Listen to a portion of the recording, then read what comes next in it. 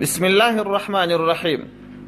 یو ورور پوښتنه کړې ده چې جهاد یوازې پر مسلمانانو فرض دی او که تر اسلام مخکې په نورو دینونو کې هم جهاد و، یعنی پر پخوانیو انبیاو هم جهاد فرض و که هغو یوازې دعوت کوه.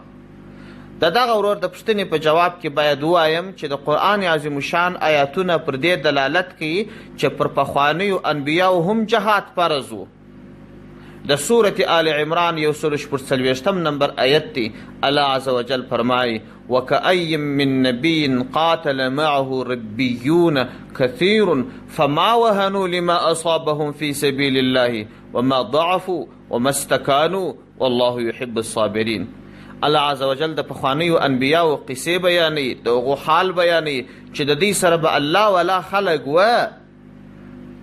هغو کسانو به د دې انبیاو په څنګ کې جنګېدل، هیڅ کمزوري به یې نه کول، ضعف به یې نه کاوه او کم همتي به یې نه کول چې هر څه تکالیف به د الله په لاره کې ورته پیښ سوه، نه به ضعیف کېدل، محکم به ولاړ و، صبر کوونکي به ولاړ و.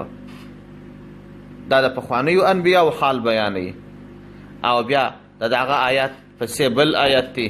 الله تبارک وتعالی د دې حال بیانوي چې دې خلکو به د الله څخه نصرت غوښتي او د الله عز وجل څخه به ثبات د خپلو قدمونو غوښتي چې یا الله موږ ته ثبات راکړي چې د کفارو په مقابل کې کلک ودرېږو، او یا الله موږ ته پر کافر قوم باندې نصرت راکړي.